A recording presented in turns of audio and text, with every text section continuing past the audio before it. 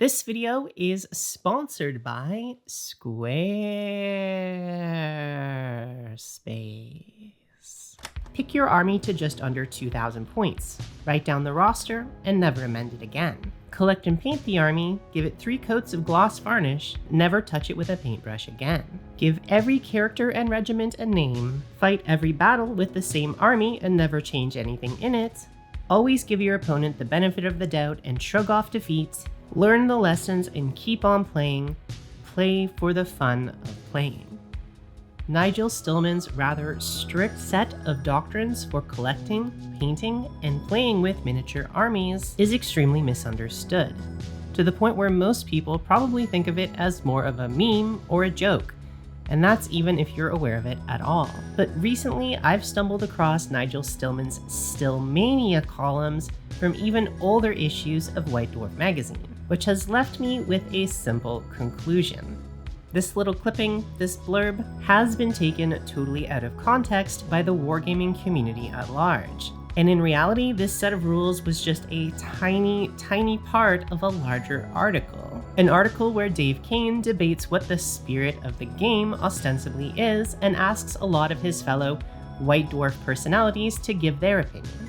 Taken in context, it seems to me that Nigel is maybe exaggerating a little bit here, maybe making a little bit of a joke at his own expense, as this clipping seems to contain exaggerated versions of actual points that Nigel would preach in his previous columns from several years earlier. So what did Nigel actually believe? And why do I think it was worth making an entire video about these articles close to 30 years after they were published? For that, we're going to need to travel 2 years earlier, back to one of my favorite years, 1996. January, specifically, for Nigel's very first Stillmania column in White Dwarf magazine, How to Collect an Army. If you end up reading only one thing from Stillmania canon, please let it be this article and not that out of context clipping from 2 years later.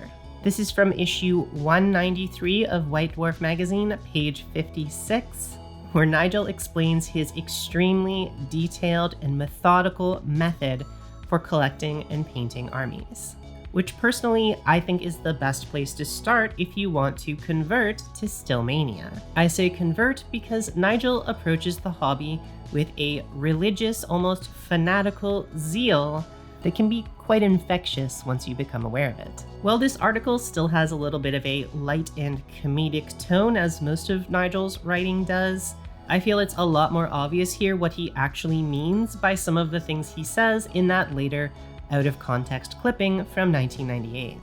Of course, I would encourage you to read this article in full by yourself instead of just listening to me talk about it, but as I said, as this article is almost 30 years out of print and it can be kind of hard to find copies of it, today I'm going to be discussing what I think are the finer points of the article, giving you some inspirational quotes from Nigel Stillman himself, and making the pitch to you as to why you might want to convert to Stillmania.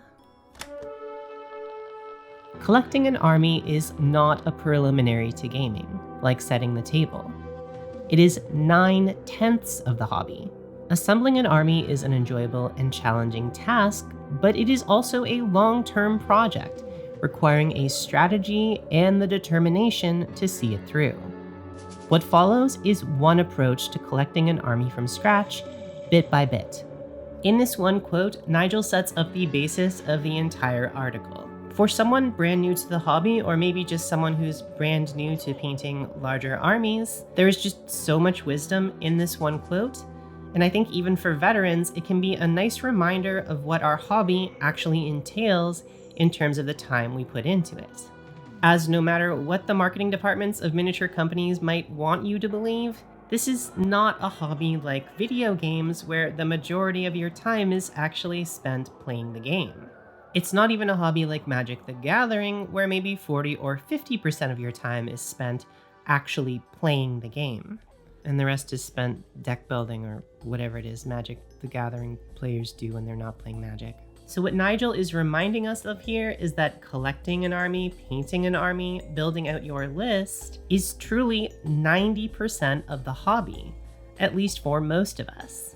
While actually playing the game is probably 10% or less of your actual time engaged with the hobby. And what Nigel is proposing here is that, as with any large project that might take up weeks and weeks, or maybe even months or years of your time, it's maybe worth thinking a little bit more critically about this entire process. Having a method, a plan, or maybe even a quasi-religious ideology to both keep us going to see things through till the end, as well as finding ways to actually enjoy this process, to make the army building and painting into a form of play itself, instead of thinking of it as just a chore that we must endure to enjoy the final 10% of the hobby. Some players stumble at the first hurdle: which army shall I collect? And seek the opinion of veteran gamers. Others commit themselves with an impulse buy. In many ways, the latter are on the right track. Before getting into the main process of collecting our army, Nigel has a few notes here on picking which army you're going to collect. And once you have picked it, staying loyal to them, at least for the duration of the army building project. So this is advice you've probably heard before. Pick the army that attracts you the most, go with your instincts, because the rules are always going to change, so just pick the army you think is coolest and you identify with the most. But Nigel takes this advice one step forward. Once you've picked whichever army it is that you identify with, the one that you love the most, he advises us to absolutely bury ourselves in their lore, in their background, if there's any novels, getting really immersed in every detail of their culture. Because, as Nigel reminds us, collecting an army is a long-term project. Changing your mind is the way to end up with no proper army at all. And honestly, when I take a look at the current army projects I have on the go or had on the go, I now realize the cardinal sin that I have committed against Stillmania canon.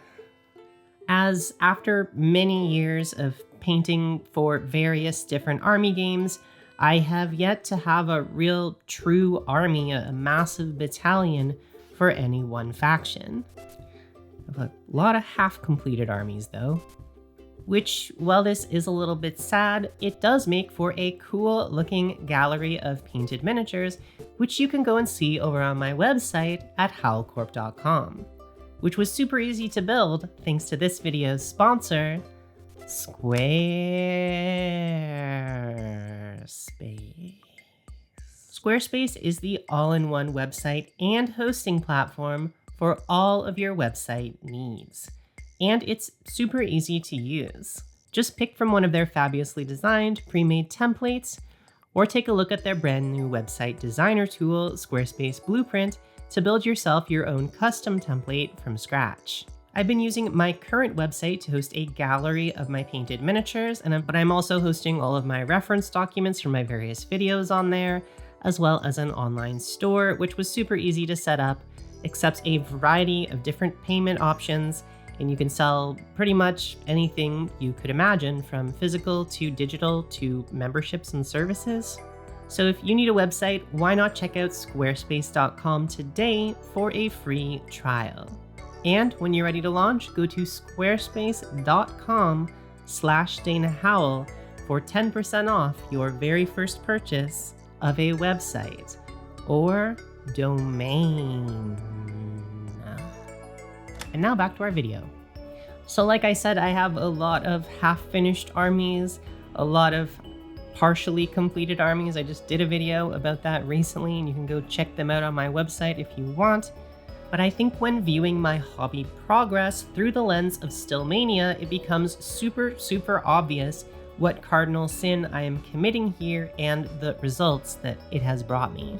As instead of picking a single faction and truly immersing myself in their lore, identifying myself as one of them, experiencing their losses and their victories and their hopes and their dreams, developing the background of my individual force and playing them as I would a character in a tabletop RPG, as I think that's really what Nigel is getting at here. I instead just pursue whatever's new and exciting instead of finishing projects.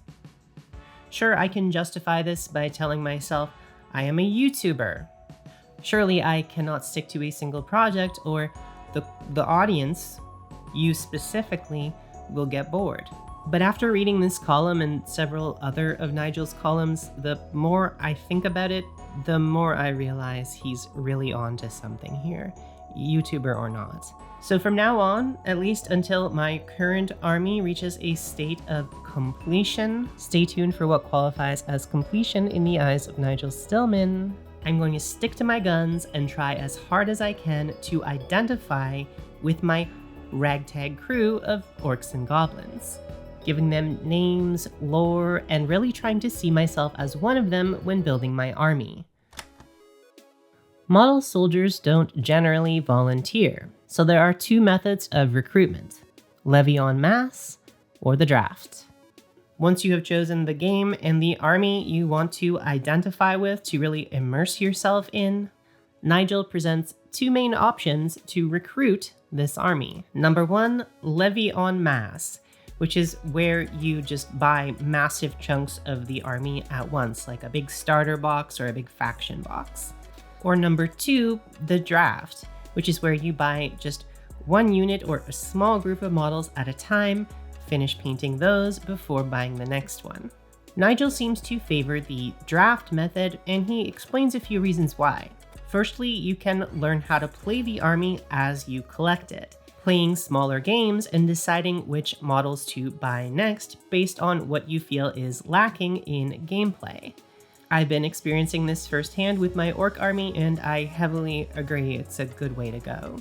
And secondly, by breaking down your army into individual models or units, you can then have these mini goals and rewards each week to look forward to and to keep you motivated.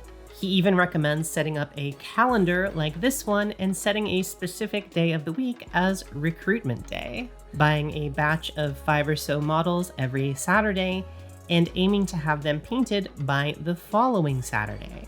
And as Nigel says, if you don't paint them in time, then recruitment day is canceled for that week until the next week when you do have them painted.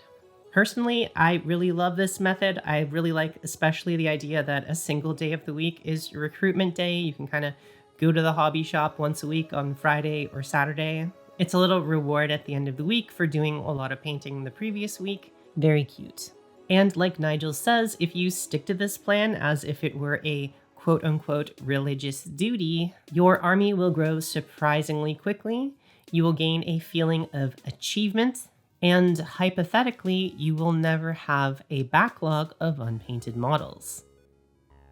That's aspirational. Again, the religious duty thing might seem a little extreme to some of you, but if you are as prone to impulse purchases and starting new projects but not finishing them as I am, this whole devotion to a single cause thing might start seeming more and more like the right idea. But still, while Nigel's recruitment plan probably isn't anything too groundbreaking, you've probably heard this advice before if you're a hobby video junkie like I am, it was this next section on recruiting by division that I found to be the most impactful on my hobby life. An army of 1,000 points is perfectly good for a small battle, and it is also a division of the greater army. The plan, therefore, is not to collect a single big army of 3,000 points, but instead 3 small armies of 1,000 points each, which combine together as divisions of the greater army. Well, in this article, Nigel is talking about Warhammer Fantasy Battles, the 4th edition, I believe specifically, where 1,000 points is good for a small game and 3,000 is apparently the standard for a large game. I think this advice could still be applicable to most army games with maybe a few changes to the points values. Essentially, what Nigel is proposing here is to give yourself checkpoints on the way to building larger armies rather than trying to eat the whole elephant at once. Instead of telling yourself you want to have a 2,000 point army painted by the end of the year, why not simply aim for 1,000 points in the next 6 months? For Nigel, each 1,000 points of painted models, each roster, is its own finished army, which can then stand on its own as its own little 1,000 point army if you don't feel like taking it further, or you can then expand this army with a 2nd division or a 3rd division, even a 4th or a 5th division if you really feel invested in this army and you want to. And from here, we can start to see this advice finally come full circle to that popular Stillmania clipping from 1998. That part about writing down the roster, never amending it again, giving it the coat of gloss varnish, never painting it again, actually makes sense when you consider that Nigel collected his armies by division. At least if we consider the advice in this article, what Nigel is advocating for is not that your entire army should never change, that your entire army list should never change, but instead that perhaps each division should never change. Each division then becomes its own little modular force with its own characters, its own leader, and if you want to add units to your army, that's totally okay, but do it in the next division. In fact, he even mentions here that, quote, once you start later divisions, you can reinforce, mix, or swap units in the 1st division with those in the division you are currently collecting. So at least back in 1996, Nigel did advocate for changing up your list, as long as you're sticking to your guns and not doing so to avoid finishing other projects. Determine the theme for your army. The theme is either an overriding tactical doctrine, such as mobility or firepower, or something less tangible, such as monsters or characters, or red and black. In this next section, Nigel talks about theming your army, either the entire army or giving each division its own theme. And while this is a pretty normal idea and something that I tend to do with all of my armies, I try and give all of them a theme, I really love the idea that each division might have its own theme. Each 1,000 point chunk has its own leader and lore and theme. Maybe it even has a rivalry with the other divisions of the army. For example, I've decided that the current division that I'm collecting for my orcs is Cult of Speed or Speed Freaks themed. I've decided that everything in this 1,000 point chunk, or at least as much as possible, will be biker themed or vehicle themed in some way. But what I really like about this is once that 1,000 points is completed, and that's a pretty reasonable goal to aim for, I'm not too far away from it, maybe I'll collect a 2nd division which is entirely Beast Snagga themed, or Bad Moon themed, or Pirate themed, or entirely Goblin themed, with each division having its own boss character who can decide to lend some bikers or lend some flying units to the other divisions. They all have their own characters and relationships with each other. Or maybe after that first 1,000 points, I'll let my orcs rest for a while and develop my first 1,000 points of another faction, and then return to the orcs at some later point. Nigel advocates for that as well in this article. As someone who has trouble committing to long-term projects, I have to say this idea of creating divisions with their own characters and mixing and matching them is extremely appealing to me. Nigel even recommends that for big named characters who might be worth close to 1,000 points in and of themselves, I guess that was the case back in Warhammer Fantasy Battles, you can make these big point value named units into their own separate solo division that you can then ally with any of your other existing divisions. This really appeals to me as well, as I don't know about you, but I don't really like the idea of any of the named characters from the lore being a part of my army. Sure, I might want to paint Gazkul at some point, but I don't want him to be a part of the lore of my army. I don't want my orcs to be the main orc characters of the entire galaxy. And I think a lot of people feel the same way. But on the other hand, he's a really cool model, and I would love to paint him at some point. So maybe I'll just paint Gazkul and he can be his own solo division, maybe with a few units which follow him specifically. I think this idea of 1,000 point divisions with a strong narrative and role-playing focus is really strong and works in a lot of fun ways for different armies. For example, imagine you are a Space Marine player, but you're not really sold on any one specific Space Marine clubhouse. Why not just paint up 1,000 points of one Space Marine clubhouse, and if you do like them, you could expand them, or you could do 1,000 points of a few different Space Marine clubhouses and ally them all together whenever you want. Anyway, I just think divisions is a really cool idea, and I wanted to tell you about it. Thanks. In the final section of this article, Nigel speaks a little bit about raising regiments, which seems specific to Warhammer Fantasy Battles or other rank and flank games, but I think a lot of the advice here can still be applied to the larger units in an army game of your choice. Firstly, Nigel argues here that the banner bearer is the heart of any regiment, an idea that I quite like. As long as the banner bearer stands, the heart of the regiment still persists. So he argues here that you should collect the banner bearer first, then the leader, and then, if applicable, a musician, followed by as many of the regular troops as you like. Well, in Warhammer 40k, my orcs don't technically have game mechanics for things like banners or musicians, to my knowledge. This article made me think, what if I included those things anyway? What if for each unit that's over 10 models, let's say, I include a banner bearer, and when appropriate, a musician?